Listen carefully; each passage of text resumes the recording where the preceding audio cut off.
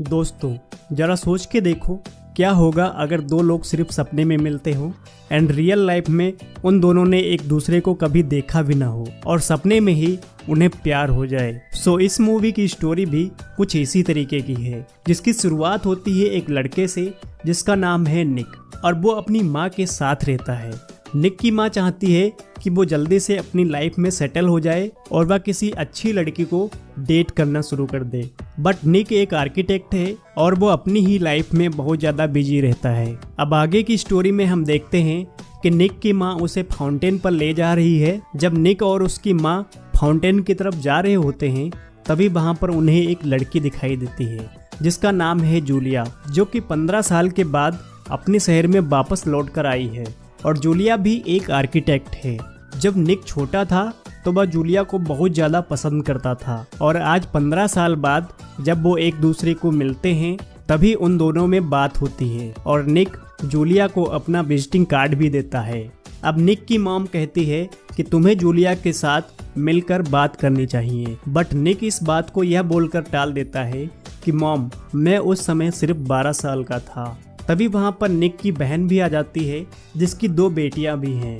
अब निक उन दोनों बच्चियों को लेकर फाउंटेन की तरफ चला जाता है। वहीं दूसरी तरफ एक लड़की को दिखाया जाता है जिसका नाम है एनी, जो वहीं पर फाउंटेन के पास एक लेडी से फ्लावर्स खरीद रही होती है, जिसके साथ उसकी एक फ्रेंड भी होती है। अब एनी और उसकी फ्रेंड फाउंटेन के पास जाते हैं। तभी एनी की दोस्त एनी से बोलती है कि तुम इसके अंदर एक सिक्का डालो और जो तुम्हारे मन में इच्छा हो उसे मांग लो, पूरी जरूर हो जाएगी। अब एक तरफ एनी खड़ी होती है और फाउंटेन के ठीक दूसरी तरफ निक खड़ा होता है, जो अभी एक दूसरे को देख नहीं पा रहे हैं। अब निक और एनी दोनों ही फाउंटेन के अंदर अपना अपना कॉइन डालते हैं, बट निक अपने सिक्के को जोर से फेंकता है, इसलिए उसका सिक्का ऊपर की तरफ उछलकर ठीक एनी के सिक्के के ऊपर आकर गिरता है और अभी भी वो एक दूसरे को देख नहीं पाते हैं। इसके बाद वो वहाँ से चले जाते हैं। अब हम देखते हैं कि एनी का एक रेस्टोरेंट भी है और उसका काम अच्छा नहीं चल रहा है और साथ ही उसके खाना बनाने वाले शेफ सभी काम छोड़ के चले गए हैं। लेकिन उसके पास एक नया इटालियन खाना बनाने वाला शेफ आता है जो कि बहुत ज़्यादा एक्टिव है। वहीं दूसरी तरफ यह दिखाया जाता है कि निक की माँ निक को कॉमेडी शो की 2 टिकट्स देती हैं और निक से बोलती हैं कि तुम्हें जूलिया के साथ शो देखने जाना होगा। उसके बाद निक सोफे पर बैठकर टीवी देखने लग जाता है और वहीं दूसरी तरफ यह दिखाया जाता है कि एनी भी काम से घर वापस आ चुकी है और वह अपने घर में बैठी हुई है। अब बैठे बैठे एनी को नींद आ जाती है और दूसरी तरफ निक को भी नींद आ जाती है और तभी एनी की सपने में आंखें खुलती हैं और वह उसी फाउंटेन के पास होती है जहां पर आज सुबह उसने कॉइन डाला था। तभी वो वहां पर निक को देखती है और पूछती है कि मैं यहाँ पर कैसे आ गई। वहीं दूसरी तरफ निक भी हैरान होता है। वह चारों तरफ देखता है और कहता है कि यहाँ पर हमारे अलावा कोई नहीं है और इसके बाद दोनों एक दूसरे को इंट्रोड्यूस करते हैं। तभी निक देखता है कि फाउंटेन पर एक गिफ्ट रखा हुआ है और एनी से कहता है कि शायद यह तुम्हारे लिए है। जब दोनों उस गिफ्ट को खोलते हैं तो उसके अंदर एक फ़ोटो मिलती है। अब निक कहता है कि शायद यह तुम्हारे बचपन की फ़ोटो है, तो एनी कहती है कि नहीं, ये मेरी मॉम है। इसके बाद निक कहता है कि तुम्हारी मॉम बिल्कुल तुम्हारी तरह दिखती है और कहता है कि तुम भी बहुत ज़्यादा सुंदर हो। और इसके बाद तुरंत दोनों की आंखें खुल जाती हैं। अगले दिन एनी अपने रेस्टोरेंट जाती है जहां उसका नया शेफ एक इटालियन है जिसके खाने को लोग बहुत ज़्यादा पसंद करते हैं, इसलिए एनी का काम फिर से अच्छा चलने लग जाता है। वहीं दूसरी तरफ निक जूलिया के साथ डेट पर जाता है और दोनों एक दूसरे के साथ बहुत अच्छा टाइम बिताते हैं। जूलिया जाने से पहले निक को बताती है कि आज मैंने अपना ऑनलाइन स्टेटस बदलकर इन अ रिलेशनशिप विद निक कर दिया है, बट निक को ये बात पसंद नहीं आती है, इसलिए वो जूलिया से इसे डिलीट करने को बोलता है। इस बात पर जूलिया कहती है कि क्या तुम मेरे साथ ब्रेकअप कर रही हो, बट निक उसे प्यार से समझाता है और कहता है कि हम ब्रेकअप उसी के साथ करते हैं जिसके साथ पहले से ही रिलेशनशिप में रह रहे हो। यह सुनकर जूलिया को बुरा लग जाता है और वो दोनों एक दूसरे को बिना कुछ कहे वहाँ से चले जाते हैं। अब निक अपने घर पर वापस आने के बाद सो जाता है और वहीं दूसरी तरफ एनी भी सो जाती है। अब दोनों को एक बार फिर से सपना आता है और सपने में वो दोनों फिर से एक साथ होते हैं, जहां एनी एक ऊंची दीवार पर खड़ी है जहां से शहर बहुत खूबसूरत दिख रहा होता है और शहर की सबसे बड़ी झील भी बिल्कुल साफ दिखाई दे रही होती है। और उसी झील के ऊपर एक ब्रिज बनाने के लिए निक एक डिजाइन बना रहा होता है। निक एनी को बताता है कि वह एक आर्किटेक्ट है और किस तरीके की डिजाइन तैयार कर रहा है। और जैसे ही एनी उस डिजाइन को देखती है तभी उसे वही सेम ब्रिज दिखने लग जाता है, क्योंकि यह इनके सपनों की दुनिया है और इसे देखकर वो दोनों रियलिटी में अपने अपने बेड से गिर जाते हैं। इसके बाद यह बात निक अपनी मॉम को भी बताता है। वह कहता है कि मैं सपनों की दुनिया में एक लड़की से मिलता हूँ, जिस तरह से मैं उसके लिए फील करता हूँ मैंने किसी के लिए आज तक नहीं किया। तो उसकी मॉम कहती है कि ये तो अच्छी बात है, इस सपने का मतलब यह है कि अब तुम्हें किसी लड़की के साथ रिलेशनशिप में आ जाना चाहिए। बट निक अपनी माँ की इन बातों को इग्नोर कर देता है। वहीं दूसरी तरफ जो एनी का इटालियन शेफ है वह उसकी माँ के दोस्त का बेटा है। वो एनी को बहुत ज़्यादा पसंद करता है, बट एनी का दिमाग अभी सपनों की दुनिया में खोया हुआ है। अब एनी अपने दोस्त को यह बताती है कि मैंने 2 रात लगातार उस लड़के को अपने सपने में देखा और मुझे ऐसा लगा कि जैसे मेरा उससे कोई गहरा कनेक्शन है। फिर भी वो जानती है कि यह सिर्फ एक सपना है, लेकिन फिर भी वह अपने सपने को सच मानना चाहती है और इस सपने से कभी भी बाहर नहीं जाना चाहती। वह अपने दोस्त को कहती है कि मुझे जाना होगा क्योंकि उसके सोने का टाइम हो गया होगा। अब एनी आज सोने से पहले अपना मेकअप करना शुरू करती है, लेकिन तभी उसे रियलाइज होता है कि ये सब बेकार की बातें हैं, इसलिए वो सीधे सोने के लिए चली जाती है। वहीं दूसरी तरफ निक भी सोने से पहले अच्छी तरह से तैयार होता है और उसके बाद सो जाता है। सोने के बाद अब तीसरी बार दोनों एक साथ होते हैं, क्योंकि दोनों को सपने में एक दूसरे के साथ टाइम बिताना बहुत अच्छा लगता है। वह जानते हैं कि कहीं ना कहीं हम दोनों एक दूसरे से प्यार करने लगे हैं। वो पूरी रात भर बहुत सारी बातें करते हैं एंड तभी एनी निक को बताती है कि जब उसकी माँ बीमार थी तो वह खाना बनाकर उसके लिए हॉस्पिटल ले जाती थी, लेकिन वह खा नहीं पाती थी क्योंकि वह बहुत ज़्यादा बीमार थी। उनके गुजर जाने के बाद भी उसने कुकिंग करना बंद नहीं किया और उसने अपना एक खुद का रेस्टोरेंट खोल लिया। यह सुनकर निक कहता है कि तुम्हें अपने रेस्टोरेंट का नाम अपनी माँ के नाम पर रखना चाहिए। फिर अचानक दोनों की आंखें खुल जाती हैं और उसके बाद दूसरे दिन एनी अपने रेस्टोरेंट का नाम अपने माँ के नाम पर रख देती है। इससे उसे बहुत ज़्यादा खुशी मिलती है। फिर अगले दिन निक और एनी जल्दी से अपना काम खत्म करके घर पहुंच जाते हैं और दोनों ही सोने की तैयारी में लग जाते हैं, क्योंकि वो दोनों एक दूसरे से मिलने के लिए बेचैन रहते हैं। अब जैसे ही निक सोने वाला होता है कि अचानक उसके मोबाइल पर एक फ़ोन आ जाता है, इसलिए वो भागकर अपनी गर्लफ्रेंड के पास घर पर जाता है, क्योंकि उसकी गर्लफ्रेंड इमरजेंसी का बहाना बनाकर उसे घर पे बुला लेती है। अब जब निक वहां पहुंचता है तो उसकी गर्लफ्रेंड बताती है कि उसके घर में एक बहुत बड़ा चूहा घुस गया है। निक यह सुनकर बहुत ज़्यादा दुखी हो जाता है। इसके बाद वे लोग चूहे को ढूंढना शुरू करते हैं। वहीं दूसरी तरफ हम देखते हैं कि एनी अपने सपनों की दुनिया में निक को ढूंढ रही होती है, लेकिन उसे निक कहीं भी नहीं दिख रहा होता है। इस बात से वह अगले दिन उदास हो जाती है। उसे लगता है कि वह सिर्फ एक सपना था और शायद वह अब सपना दोबारा कभी नहीं देख पाएगी और अब वो हकीकत की दुनिया में वापस आना चाहती है। इसलिए एनी अपने रेस्टोरेंट में काम करने वाले शेफ के साथ एक डांस क्लब में जाती है, जहां पर वो उसके साथ खूब डांस करती है। वहीं दूसरी तरफ अब निक सो जाता है और वह सपनों की दुनिया में एनी को ढूंढने लग जाता है, लेकिन वह उसे कहीं भी नहीं दिखती। निक चारों तरफ ढूंढता है, लेकिन उसकी सारी कोशिश बेकार जाती है।